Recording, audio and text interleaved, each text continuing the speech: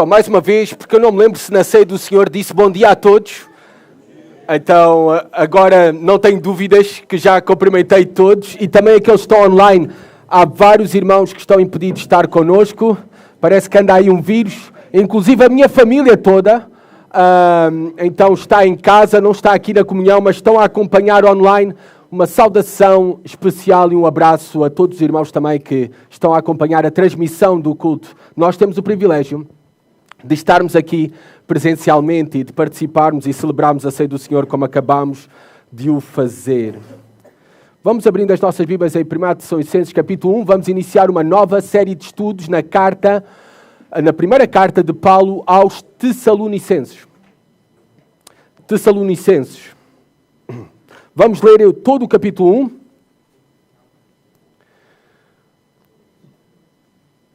Eu não vos vou pedir para levantar, já tiveram muito tempo levantados desta vez.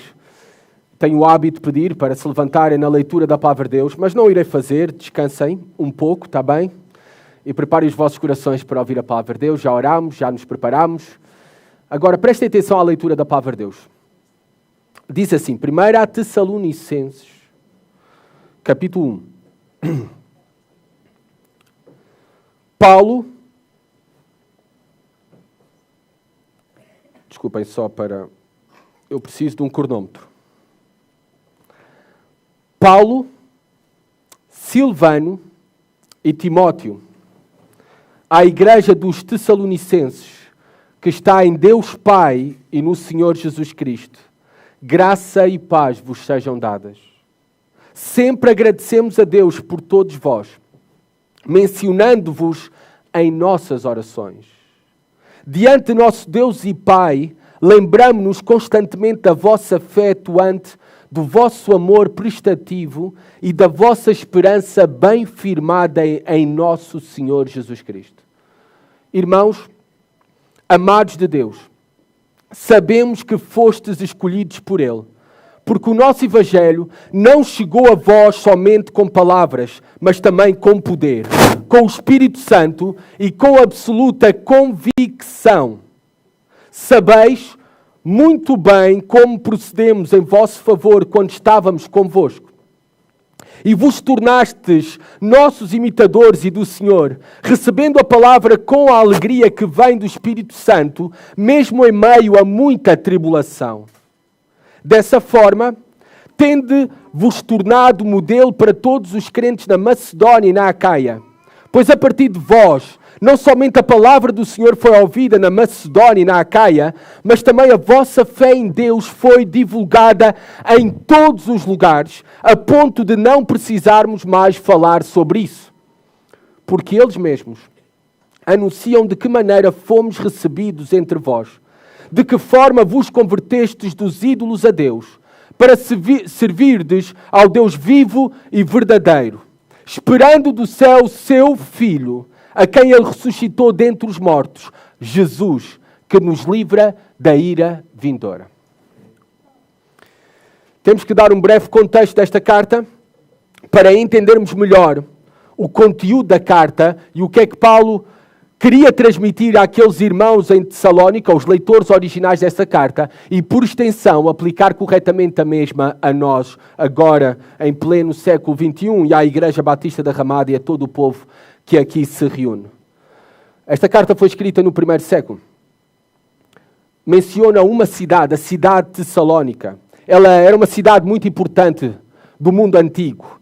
Tessalónica era a capital da Macedónia. Pensem na Macedónia, na atual Grécia, onde está a Acaia também mencionada, a atual Grécia, e ao norte da Grécia, então nós temos Macedónia. Toda essa região, Tessalónica era a capital da Macedónia. Era um próspero centro comercial, esta cidade. Tinha uma população, para aquele tempo, gigantesca. 200 mil habitantes. Não era normal uma população assim, desta quantidade, desta envergadura, nas cidades do mundo antigo. A cidade também, ela ficava estrategicamente localizada na Via Egnácia, uma importante estrada de pedras romana, que era uma extensão da Via Ápia, na Itália, que conectava Roma ao Oriente. conectava o Ocidente ao Oriente e passava tudo por ali, por Tessalónica. Uma curiosidade apenas para vocês. O nome Tessalónica resulta do nome da esposa de um dos 4 generais de Alexandre o Grande, o general Cassandro, para dedicar, em homenagem à sua esposa, esta cidade, deu-lhe o nome que tinha a sua esposa. Tessalónica é o nome de uma mulher, está bem? Então podem chamar as vossas filhas, se tiverem filhas no futuro, podem chamar Tessalónica. A igreja de Tessalónica, ela foi fundada por 2 homens que estão mencionados nesta carta. Ela foi iniciada por Paulo e por Silas durante a sua segunda viagem missionária do apóstolo. É por isso que Paulo menciona logo na saudação Silas e também por extensão Timóteo, porque Timóteo depois foi enviado por Paulo para cuidar daquela igreja, para confirmar como é que estavam aqueles irmãos, porque Paulo teve que sair repentinamente numa noite daquela cidade, teve que fugir para salvar a sua própria vida. Então esta carta foi escrita mais ou menos no ano 50 depois de Cristo. Nós sabemos como é que começou esta igreja. Eu acho que é importante nós lermos e sermos relembrados como é que começou esta igreja.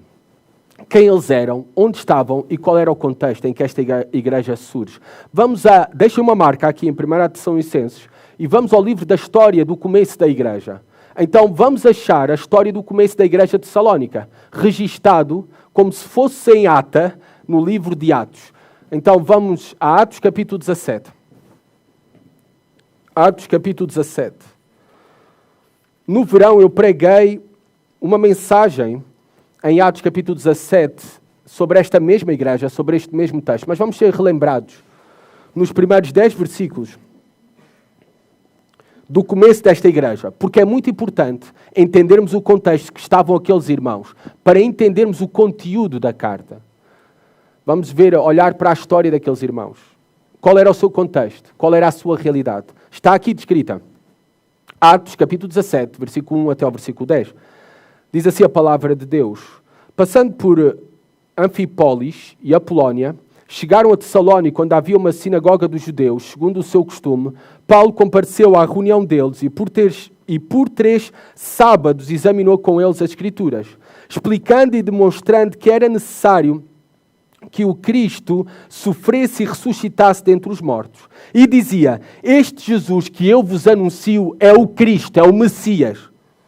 Alguns deles foram convencidos e uniram-se a Paulo e Silas, bem como um grande número de gregos, tementes a Deus, e muitas mulheres de posição. Mas os judeus ficaram com inveja. E tomando consigo alguns homens maus dentre os desocupados, reuniram a multidão e tumultuaram a cidade. Então invadiram a casa de Jasson, procurando Paulo e Silas, a fim de entregá-los ao povo. Todavia, como não os encontraram, arrastaram Jasson e alguns irmãos à presença das autoridades da cidade, gritando, esses homens que têm agitado o mundo chegaram também aqui. E Jasson os acolheu. Todos eles procedem contra os decretos de César, dizendo haver outro rei, Jesus. Assim, provocaram a multidão e as autoridades da cidade que ouviram essas coisas. Mas, recebendo fiança de Jasson e dos demais, eles os soltaram. E, de noite, os irmãos logo enviaram Paulo e Silas para Bereia. Quando lá chegaram, foram à sinagoga dos judeus e começa tudo de novo, numa nova cidade onde Paulo está a proclamar o Evangelho em Bereia. Mas aqui vemos como é que começa essa igreja, em 3 semanas, 3 sábados. 3 sábados, Paulo no evangelismo explosivo. Este é que é verdadeiramente o evangelismo explosivo. Estrategicamente escolhe aquela cidade pela sua importância, pela sua localização, pois ele sabia que iria ter um grande impacto ali naquela cidade. O Evangelho, se ali nascesse uma igreja, iria ter um grande impacto em toda a região e em muitos lugares, porque era um lugar de passagem de muitos, uma rota principal. Então nós vemos aqui que esta igreja começa, logo desde o início, apesar de uma breve e curta passagem de Paulo, em apenas 3 semanas, começa com grande perseguição, grande sofrimento. Nós temos aqui que os judeus ficaram com inveja e acusaram então Paulo, Silas e os cristãos às autoridades. Porque eles falavam, pregavam sobre um novo rei. O rei Messias, o Cristo, Jesus Cristo. E eles aproveitaram esta mensagem cristã, efetivamente, que Jesus Cristo é o rei, o Senhor dos senhores, o Rei dos reis, e é Ele a quem servimos sobre todos e tudo, para poder acusá-los às autoridades romanas, que os colocaram na prisão. E tal era a perseguição àqueles irmãos, tornou-se tão intensa pela presença de Paulo e Silas ali, que Paulo e Silas decidiram que o melhor era sair daquela cidade. E pela noite eles escaparam daquela cidade. Muito provavelmente, depois do pagamento de uma fiança, de Jasson pagar uma fiança, talvez o que ficou acordado também no pagamento desta fiança era: está bem, nós os libertamos, mas eles têm que sair da cidade. Talvez foi o acordo. E foi isto que aconteceu. Paulo e Silas não tiveram tempo de despedir-se dos irmãos ali. E eles seguem viagem, fogem da cidade. Paulo encontra-se depois com Timóteo e mais tarde, logo quando foi possível para Paulo, enviou Timóteo para Tessalónica, porque Paulo queria saber como é que estavam aqueles irmãos, depois de estarem a sofrer tamanha perseguição, tamanha hostilidade. Como é que eles se encontravam? Porque a perseguição não desapareceu com a saída de Paulo e Silas. E é aqui que chega esta carta. Timóteo vai a Tessalónica e realmente fica surpreendido com aquilo que encontra em Tessalónica.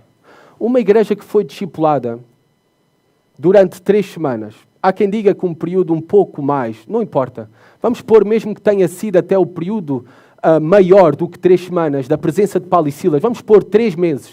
6 meses é o máximo que dão os historiadores, alguns comentaristas. Mesmo 6 meses, em apenas 6 meses. O tempo, eram novos convertidos. O tempo de estudo das Escrituras era muito pouco, recente. E estavam a passar por uma grande pressão naquela cidade, intensa perseguição, espancamentos, prisões. E como vamos ver na carta, até morte. Timóteo fica surpreendido, porque vê ali uma igreja vibrante, fiel, alegre, mesmo num contexto de grande hostilidade. E por isso Paulo escreve então esta carta, depois de receber o relatório. Timóteo vai se encontrar com Paulo em Corinto, na cidade de Corinto, e ali está Paulo e Silas e Timóteo. Paulo recebe o relatório e escreve esta carta. É uma carta de grande encorajamento. E tem este propósito. O propósito desta carta é encorajar a igreja de Tessalónica a permanecer fiel, a continuar a crescer em amor, santidade, em esperança. O propósito também é mostrar Paulo nesta carta toda a gratidão que tinha por aqueles irmãos. Também o propósito de Paulo nesta carta, como vamos ver no capítulo 2, é explicar a razão do porquê que ainda não os tinha podido visitar novamente. E também, por último, como todas as cartas do apóstolo Paulo, corrigir problemas doutrinários e práticos que existiam na igreja. E era natural que existisse. Tinham poucos meses de convertidos estes irmãos, esta igreja. Então Paulo, por isso, tem esse propósito ao escrever a primeira carta dos Tessalonicenses. Vamos, então, olhar agora com detalhe para este primeiro capítulo. Primeiramente, como todas as cartas, tem uma saudação. Tem um prefácio. Tem os cumprimentos iniciais. Nós temos aqui Paulo, Silvano. Silvano é o nome romano. Silas é o nome grego. É o mesmo nome, a mesma pessoa que nós temos relatada em outras partes das Escrituras, como por exemplo o livro de Atos que acabámos de ler, o capítulo 17. Paulo, Silas e Timóteo. Paulo e Silas, então, estavam juntos em Corinto. Timóteo junta-se a eles. E Paulo escreve esta carta depois de ter recebido o relatório de Timóteo sobre a igreja em Tessalónica. Os 3 homens eram bem conhecidos dos cristãos desta igreja em Tessalónica. E por isso, nesta apresentação, Paulo não tem necessidade de explicar quem são esses homens, apenas ele se apresenta a si mesmo, apresenta Silas e apresenta Timóteo, porque estão juntamente com ele. E esta igreja os conhecia muito bem, tinha uma relação bem próxima e chegada a eles. É interessante como começa esta saudação. Reparem, à igreja dos Tessalonicenses, que está em Deus Pai e no Senhor Jesus Cristo. Graça e paz vos sejam dadas. Não é à toa, como dizem os jovens, que esta saudação começa da seguinte forma. A primeira coisa que Paulo se preocupa em relembrar àqueles irmãos é da sua segurança em Deus. A igreja dos Tessalonicenses, que está em Deus Pai e no Senhor Jesus Cristo. O primeiro que aquela igreja necessitava, devido ao seu contexto, à sua realidade de sofrimento e perseguição, era a certeza da sua posição em Deus e do seu relacionamento com Jesus Cristo. E essa posição, ninguém nem nada podia alterar, mudar, independentemente do que acontecesse. Mesmo que as suas vidas fossem tiradas, ninguém podia alterar a sua posição em Deus. É normal Paulo começar desta maneira, porque a tentação natural dos cristãos em Tessalónica era sentir-se num contexto de sofrimento sozinhos, desamparados, ameaçados, em perigo de morte. E por isso Paulo, primeiramente, os quer fazer descansar na certeza de quem eles são. Que eles estavam seguros nas mãos de Deus e em Jesus Cristo. Essa também deve ser a nossa certeza e a nossa segurança. Como igreja do Senhor, a igreja, o povo de Deus, nós estamos nas mãos de Deus e nas mãos de Jesus Cristo. Não há maior segurança do que esta. Em João 10, não têm que abrir, Jesus Cristo relembra-nos do mesmo. No versículo 28 e versículo 29. E dou-lhes a vida eterna, e nunca hão de perecer, e ninguém as arrebatará da minha mão. Meu Pai que me as deu é maior do que todos, e ninguém pode arrebatá-las da mão de meu Pai. Não há lugar, não há posição mais segura do que esta. Quem realmente tem e pode ter a certeza e descansar plenamente, confiadamente, em toda e qualquer circunstância, é o cristão que está nas mãos de Deus. Não há maior segurança do que estar nas mãos de Deus e de Jesus Cristo. Bem, necessitamos crer nisto também quando estivermos a 12 km de altura, a 40 mil pés num avião. Se tens medo de andar de avião, relembra-te que tu estás nas mãos de Deus. Deves também crer nisto se tu tens medo de espaços fechados, entrar dentro do elevador, tu deves te relembrar que estás nas mãos de Deus. Deves também relembrar desta verdade que estás nas mãos de Deus e ninguém te pode arrebatar das mesmas, nem nada te pode arrebatar das mesmas quando tu entras para fazer um exame de ressonância magnética para descobrir o que tu tens. Tu tens que relembrar-te, e eu também, que estamos nas mãos soberanas de um bom Deus e descansar nele. Agora, com este conhecimento muito importante, Paulo também sente a necessidade, não apenas que eles sejam relembrados desta verdade, mas que eles recebam o poder que eles necessitam naquele momento e que nós necessitamos sempre. É por isso que na sua saudação típica, e há quem diga que 1 Tessalónica foi a primeira carta escrita pelo apóstolo Paulo. Eu creio, na verdade, que foi Gálatas e depois 1 Tessalónica. Mas é, sem dúvida, das primeiras cartas. E desde as primeiras cartas, Paulo usa uma saudação típica.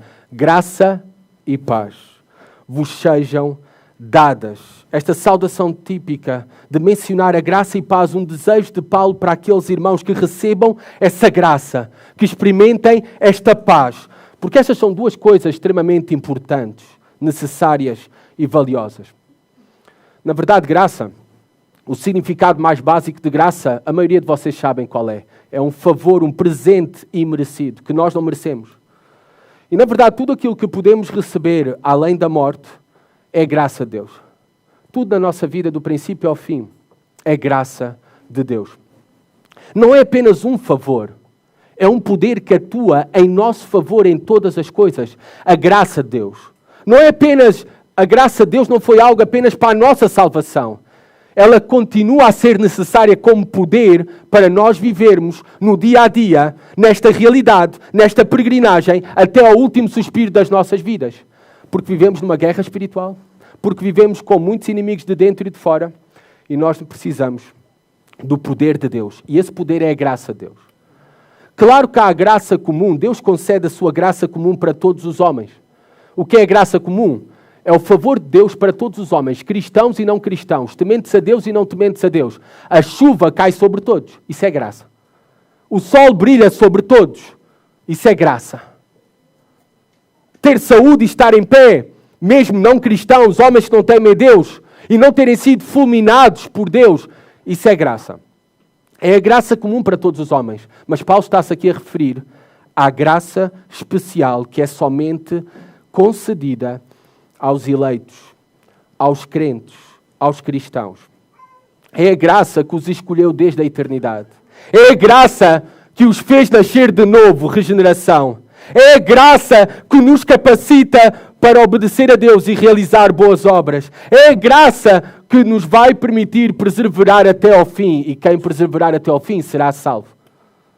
É a graça que nós precisamos.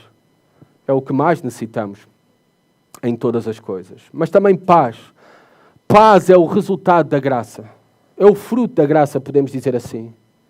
Nós já desfrutamos da paz com Deus, claro, fomos reconciliados com Deus, mas eu creio que o que Paulo está aqui a mencionar não é isso, porque isso já tinha acontecido na vida dos Tessalonicenses, e todos os que estão em Jesus Cristo já foram reconciliados com Deus. Mas, nesta realidade caída, neste mundo atribulado, com muitos inimigos, muitas ameaças, com as consequências do pecado por nossa culpa, por culpa dos outros, com grande hostilidade contra os cristãos, o que nós precisamos é realmente experimentar a paz de Deus. A paz de Deus. A paz de Deus não significa a mudança das circunstâncias. A paz de Deus é a confiança em Deus e o nosso descanso em Deus, em todas as coisas. Independentemente se hoje tudo parece perdido, nós temos paz. Nós sabemos em quem temos crido. Nós sabemos quem é o nosso Deus. É aquilo que Paulo diz em Filipenses 4:7, e a paz de Deus que excede todo o entendimento, que vai além daquilo que podemos compreender, das circunstâncias. É a paz de Deus que guardará o vosso coração e a vossa mente em Cristo Jesus. Seguro, descansado, quieto, tranquilo, até ao fim. É isso que nós precisamos, graça e paz, é tudo aquilo que nós necessitamos a cada dia. E eis boas notícias, nós podemos receber mais porção e maior porção no dia de hoje. Por isso é que Paulo deseja isso para a igreja em Tessalónica, graça e paz vos sejam dadas. E se estás a precisar dessa graça e dessa paz, tu podes ir a Deus e recebê-la, que é generoso e a todos dá aos seus filhos gratuitamente. Essa graça e a paz, a fé, a esperança nele, é somente onde a nossa alma se sacia e descansa. Continuando. Versículo 2 a 5. Nós vemos agora aqui uma oração de Paulo. Realmente ele está a expressar, ou na verdade está a dar um spoiler sobre a sua vida de oração. E o spoiler que ele dá sobre a sua vida de oração é gratidão. A gratidão pela igreja em Tessalónica. Dos versículos 2 ao 5, ele vai destacar que a igreja em Tessalónica é uma igreja transformada. É um povo transformado. No fundo, o que Paulo está a dar graças é a gratidão pelo poder do Evangelho manifesto na transformação daqueles irmãos. Vidas transformadas. Versículo 2, vamos lá.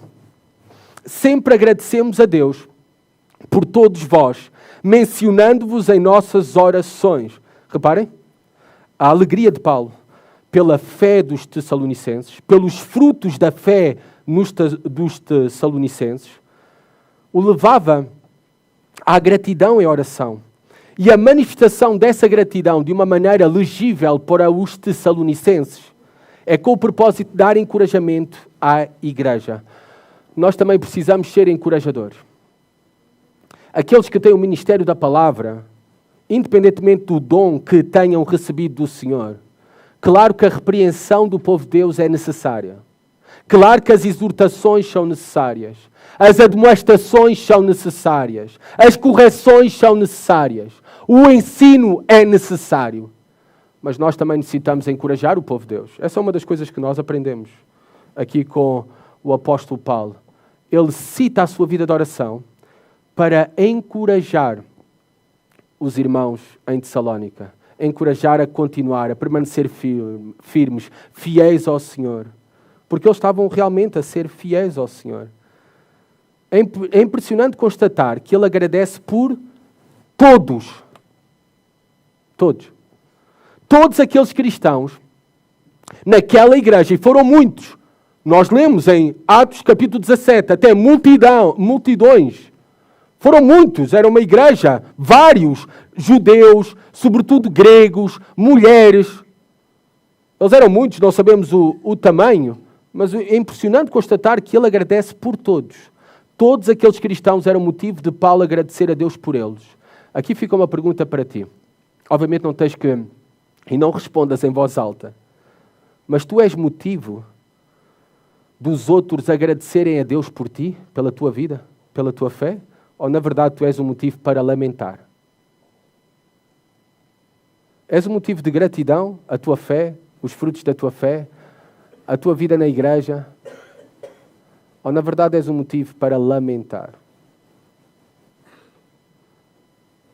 És daqueles que deixam saudades ou daqueles que não deixam saudades nenhumas? É para avaliarmos as nossas vidas. A fidelidade daqueles irmãos, a sua fé era sincera, por isso os seus frutos eram muitos. Era um motivo de gratidão a Paulo por todos. Por todos. Versículo 3. Diante de nosso Deus e Pai, lembramo-nos constantemente da vossa fé atuante, do vosso amor prestativo e da vossa esperança bem firmada em nosso Senhor Jesus Cristo. Paulo destaca aqui 3 coisas pelas quais é grato pela vida dos Tessalonicenses. E estes são, eu diria, porque não é a primeira vez que Paulo destaca esses 3, também na igreja de Corinto destaca esta famosa triade. Paulo está a reforçar os maiores frutos do poder do Evangelho na vida de alguém. Os maiores frutos do poder do Evangelho na vida de uma igreja. Quais são essas marcas que devem estar presentes em todo o verdadeiro cristão? Numa verdadeira igreja saudável, bíblica. Primeiramente, ele vai destacar a fé atuante. Na tua versão talvez está a fé operante. E o sentido no original, que foi escrito no grego, o sentido é mesmo uma fé que age. Uma fé que trabalha. Uma fé que produz. E nós sabemos, porque Tiago, o livro, a carta de Tiago nos diz, no capítulo 2, que a fé sem obras está morta. Não me importa se tu andas com uma Bíblia de estudo do MacArthur, do comentário do MacArthur, debaixo do braço. Se tu não tens disposição de comunhão com a igreja, se tu não tens desejo de adorar a Deus, se tu não tens desejo de ouvir a palavra de Deus, se tu não amas a santidade na tua vida, se tu não queres servir os teus irmãos, a igreja, o reino de Deus, não me importa aquilo que tu dizes, a tua fé está morta. A tua fé está morta. Ela não é uma fé verdadeira. Deus não tem árvores estéreis no seu pomar. Todas as árvores que foram plantadas por Deus dão fruto. E bom fruto. Aqueles que não dão fruto, ou dão mau fruto, não foram plantados por Deus. Também fala não apenas da fé que atua, que age, não é palavra. Palavra é fácil. Ele fala do amor prestativo.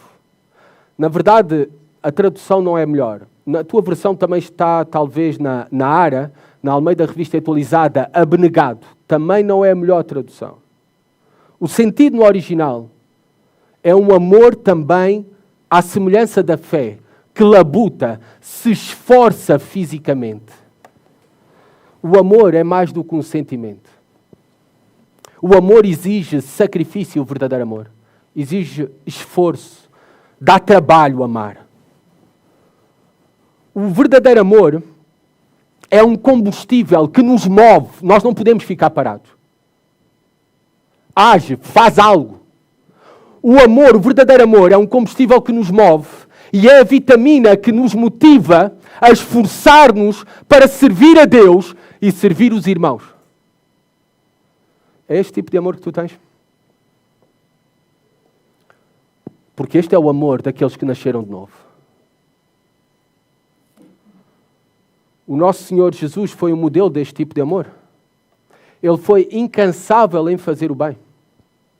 Nós sabemos que não temos tempo porque já estamos adiantados na hora, mas em Marcos capítulo 6 está relatado que ele recolhe os discípulos para irem descansar, apanham o barco, mas chegam à outra margem do rio e ele tinha chamado para o descanso e Jesus vê uma grande multidão e Jesus não conseguiu resistir. A sua grande compaixão o levou ali a estar outra vez com as multidões. Um amor incansável. Um amor incansável. Esse amor que se dá, que se esforça. Dá a vida pelos irmãos. 1 João 3,16 diz isso mesmo. Nós sabemos João 3,16. Mas 1 João 3,16 diz que nós devemos dar a vida pelos nossos irmãos. É por isso que Paulo dizia em 2 Timóteo 2,10, ele era um modelo deste amor. Aliás, os Tessalonicenses sabiam isto mesmo. Porque ele diz em 2 Timóteo 2,10 o seguinte: por este motivo suporto todas as aflições, por amor dos eleitos, para que também eles alcancem a salvação que está em Cristo Jesus, com glória eterna. E agora os Tessalonicenses, que tinham conhecido Paulo, agora imitavam o mesmo amor de Paulo, o mesmo sacrifício, o mesmo serviço a Deus, o mesmo serviço à igreja. Este amor que faz, que se esforça, que labuta, que se sacrifica. Também fala aqui, já falou de fé, amor, e fala também de esperança. Esperança bem firmada na minha tradução. Talvez na tua está a esperança firme. A firmeza da esperança. O sentido é ser perseverante. Perseverante. É uma esperança que está firme.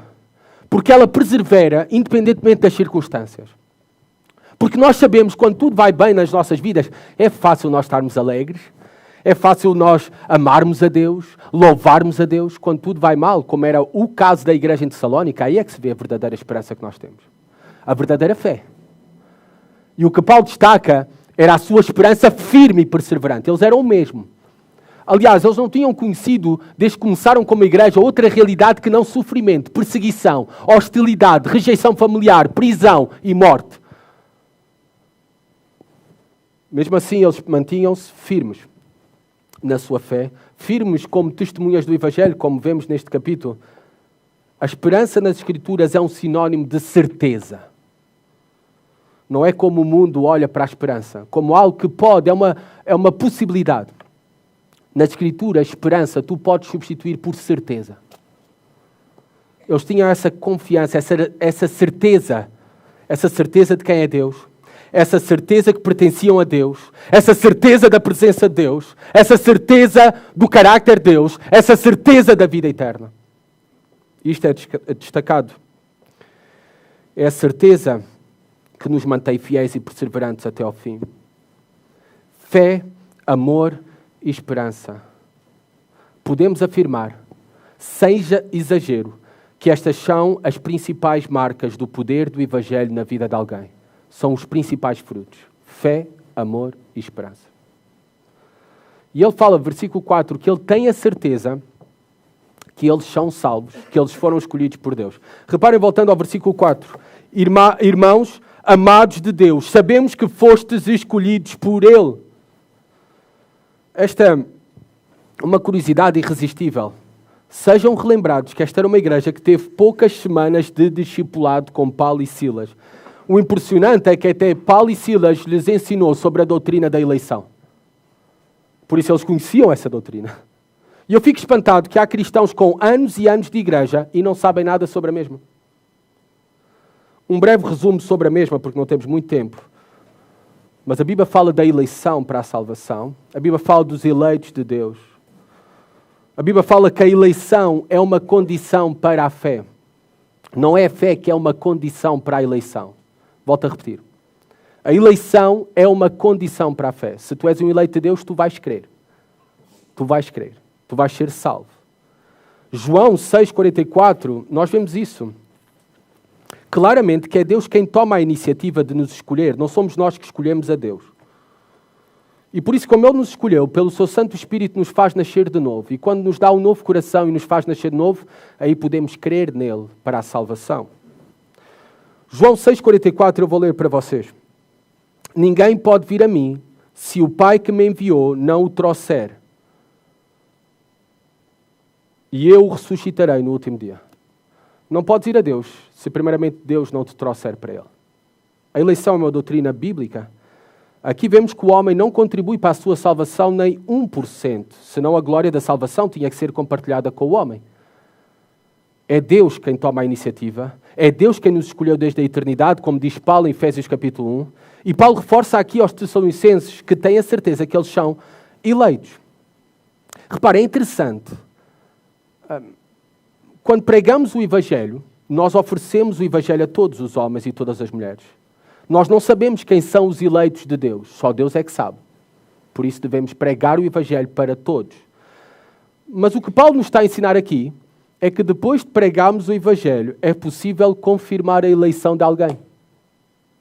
É possível também nós confirmarmos a nossa eleição, se verdadeiramente somos eleitos, se verdadeiramente somos salvos. Aliás, é isso que Pedro diz na segunda carta de Pedro, capítulo 1, versículo 10. Confirmem diligentemente, ou zelosamente, como Pedro diz em algumas traduções ali, em 2 Pedro 1, 10. Depois podem confirmar. Confirmem a vossa vocação, a vossa chamada para a salvação e a vossa eleição. Como é que Paulo está a dizer confirmem? Pedro está a dizer confirmem. No mesmo sentido em que Paulo agora está a confirmar que eles são verdadeiramente eleitos. Porquê? Pelos frutos. Pelos seus frutos. É desta maneira que nós podemos ver e confirmar a salvação de alguém. O Evangelho, o poder do Evangelho, produz transformação no coração dos eleitos.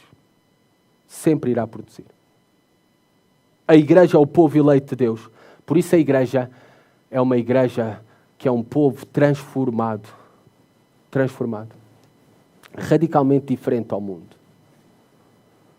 Este é o poder do Evangelho que afirma e confirma a nossa eleição.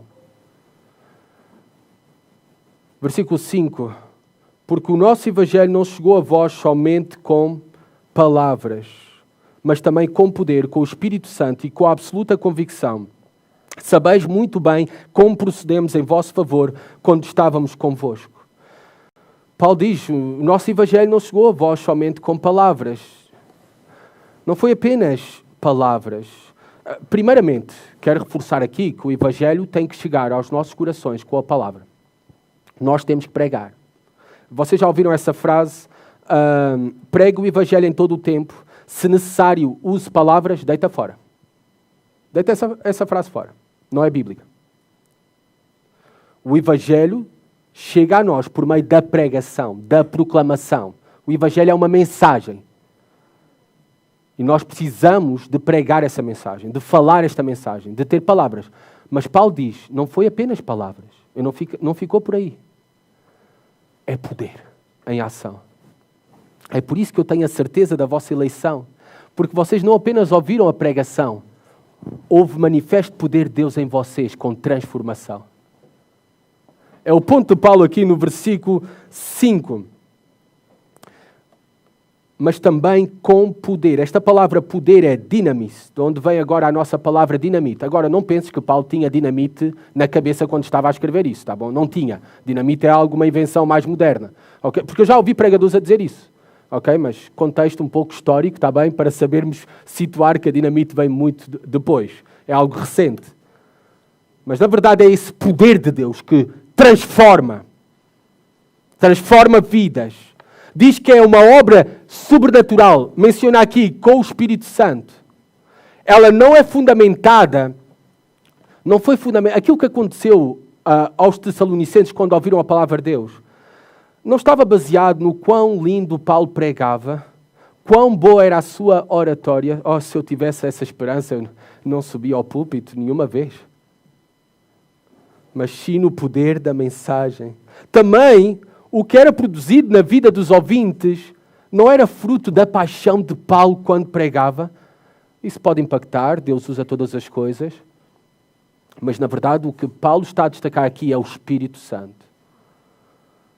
Todas estas coisas, boa oratória, bom estudo bíblico, boa interpretação, paixão no púlpito, tudo isto é inútil sem o poder do Espírito Santo.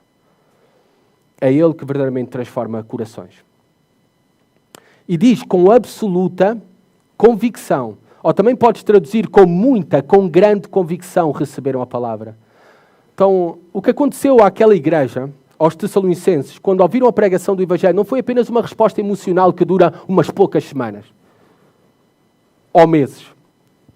Mas eles abraçaram com absoluta convicção, de todo o coração, inteiramente, sinceramente, conscientemente e convictamente a palavra de Deus. Isto só é produzido pela convicção do Espírito Santo nos corações.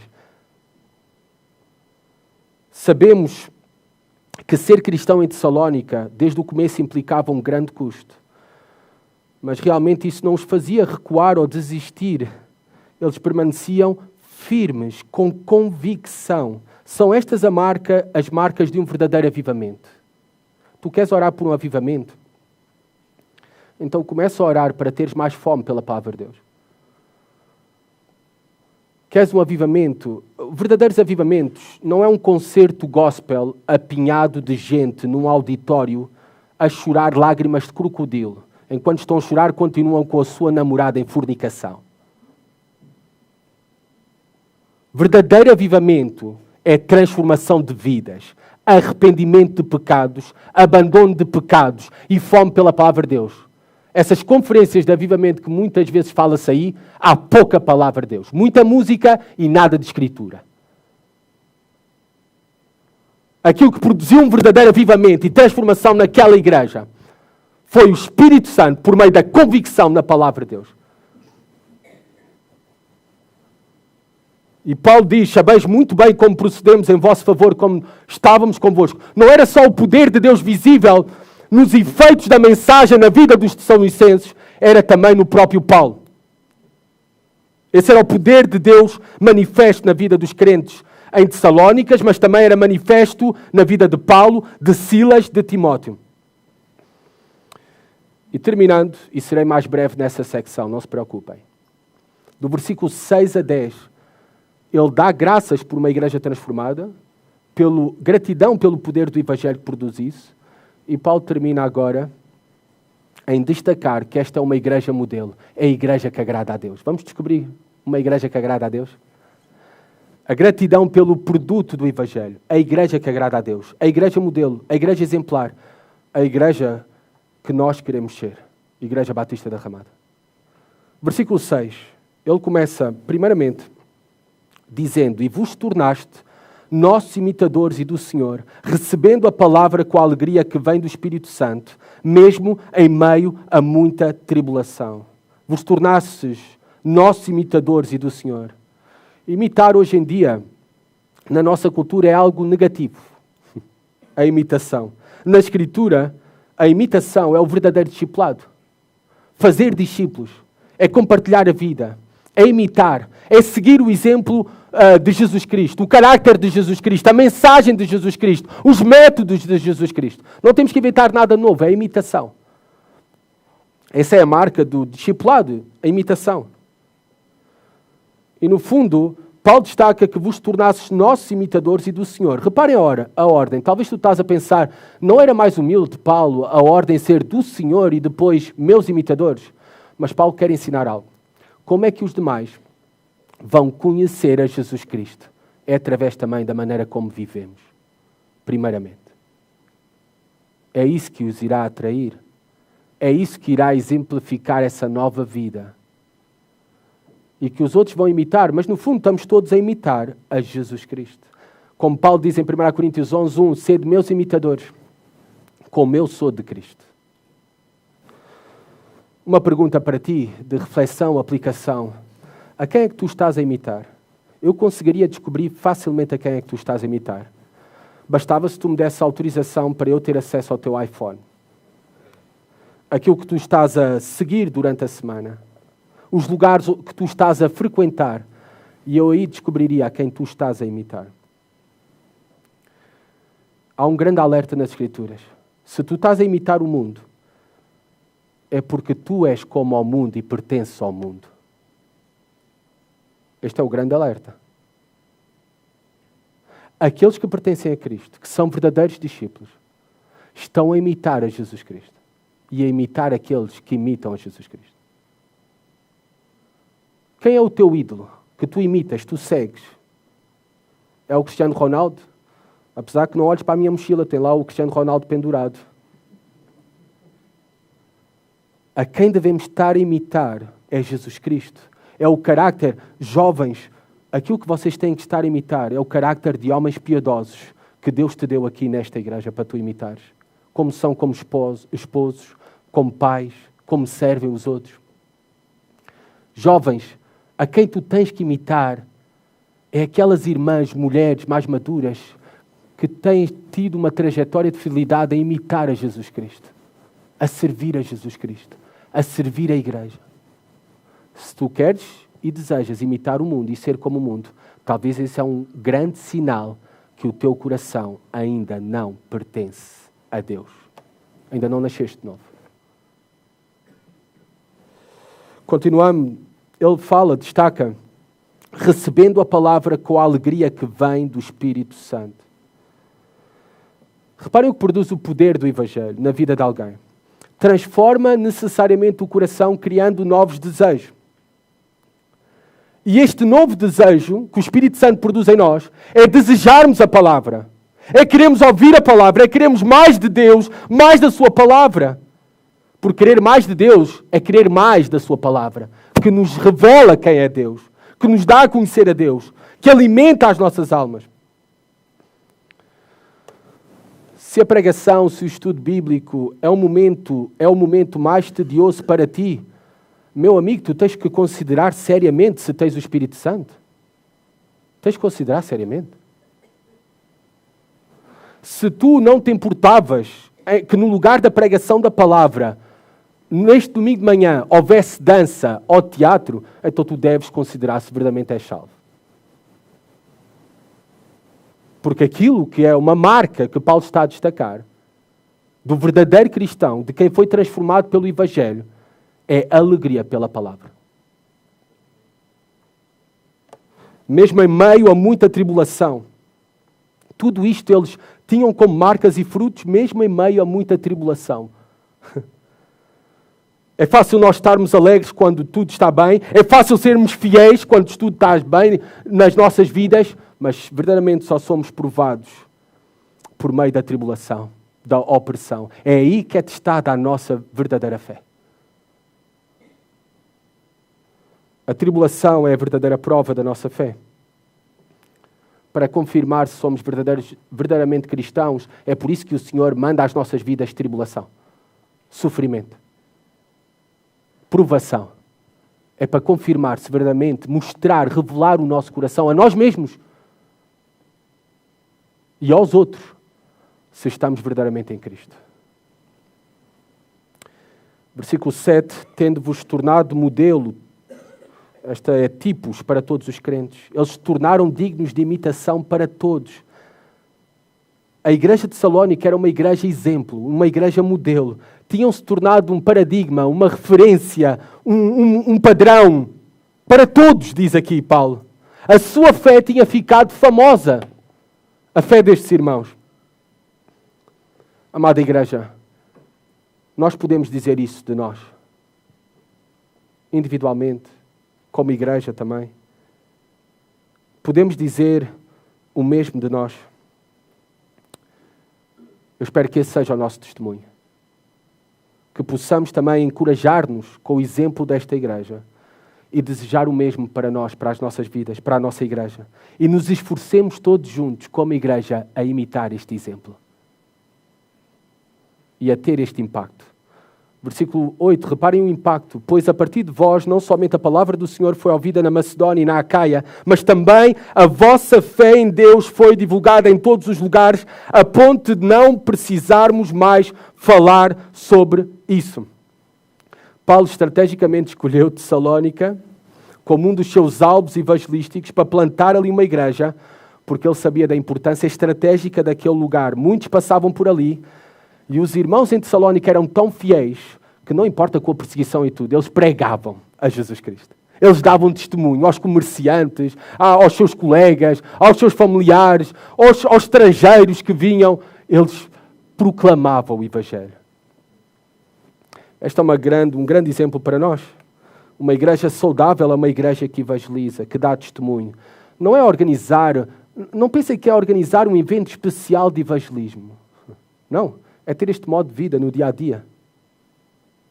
De pregar aos teus colegas, aos vizinhos, aos amigos, aos familiares, dentro de casa, fora de casa, na escola, no trabalho. Era isso que fazia os Tessalonicenses e o impacto era tão grande. Tão grande. Porque muitos se convertiam através da evangelização dos Tessalonicenses e depois continuavam a sua viagem rumo ao Oriente ou rumo a Roma, ao Ocidente, e iam espalhando o testemunho da fé desta igreja. Esta igreja estava na boca do mundo, mas estava na boca do mundo pelas melhores razões.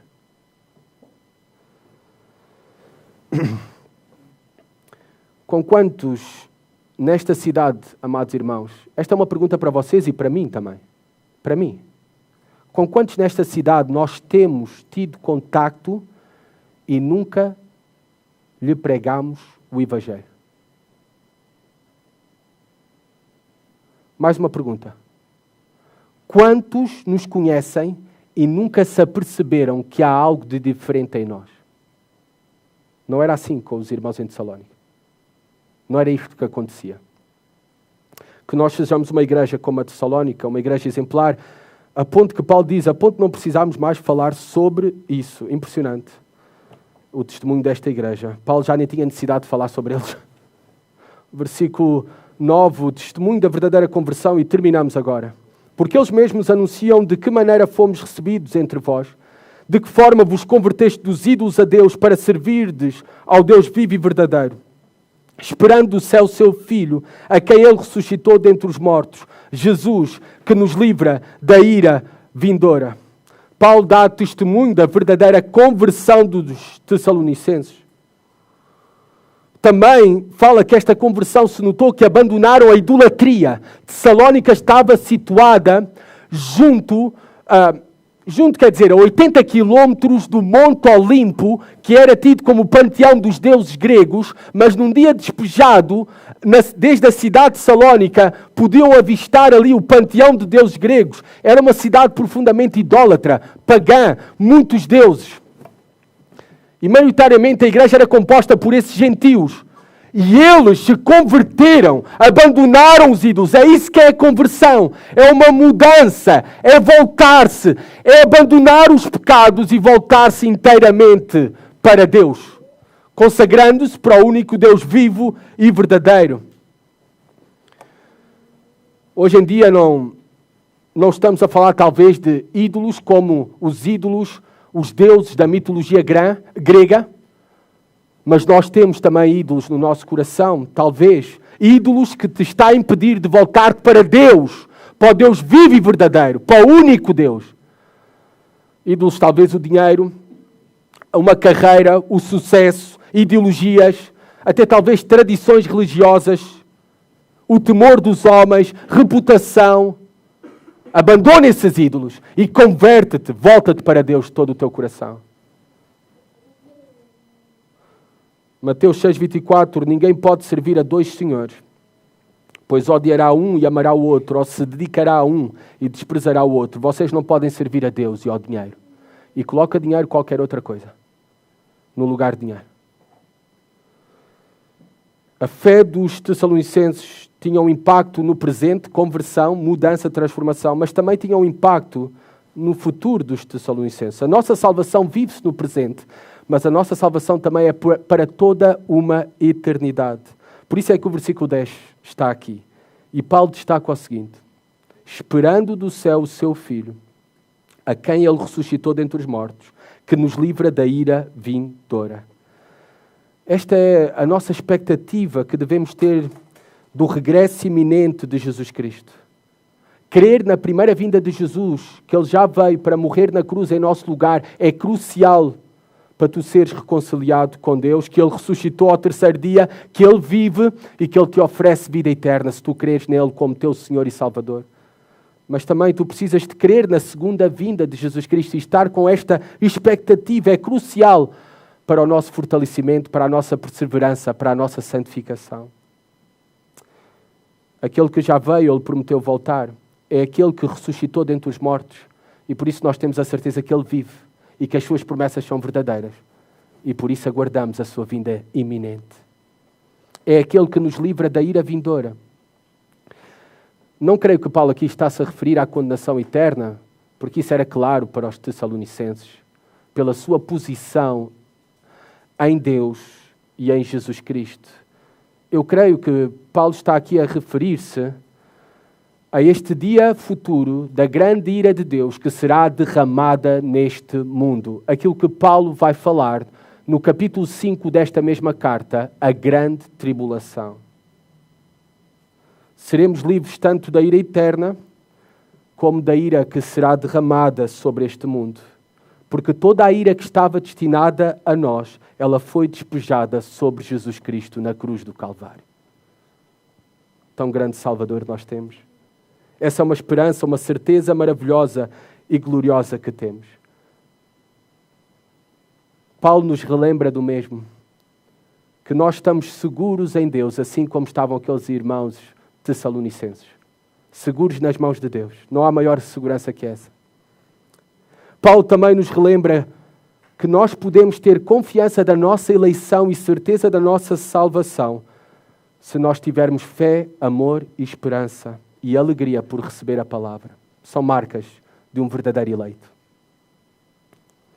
Também Paulo relembra-nos da nossa missão como igreja. Relembrou aos Tessalonicenses, destacando e encorajando a continuarem a ser exemplo, modelo. E nos relembra a nós, por extensão, o que nós necessitamos fazer como igreja é sermos testemunhas do Evangelho. É dar testemunho daquilo que Cristo fez em nós. É compartilhar da salvação que os homens e mulheres só podem ter por meio de crer nele como Senhor e Salvador. E isto irá resultar em salvação de muitos, em fortalecimento de outros irmãos, de igrejas, do reino de Deus, para a glória de Deus. Que o exemplo que esta manhã nós vimos na igreja de Tessalónica, o exemplo da igreja de Tessalónica, nos inspire no presente, para nós sermos ainda mais fiéis. Também roguemos e desejemos e nos esforcemos que através de nós o poder do Evangelho seja manifesto e conhecido a todos os homens. E que busquemos ser esta igreja bíblica saudável, uma igreja que agrada a Deus, uma igreja que é um exemplo, uma igreja que é um modelo, enquanto aguardamos cheios de esperança, olhando para o futuro, esperando ardentemente a vinda do nosso Senhor Jesus Cristo. Aquele que dá testemunho dessas coisas diz: certamente venho em breve. Amém. Vem, Senhor Jesus. A graça do Senhor Jesus esteja com todos. Deus os abençoe.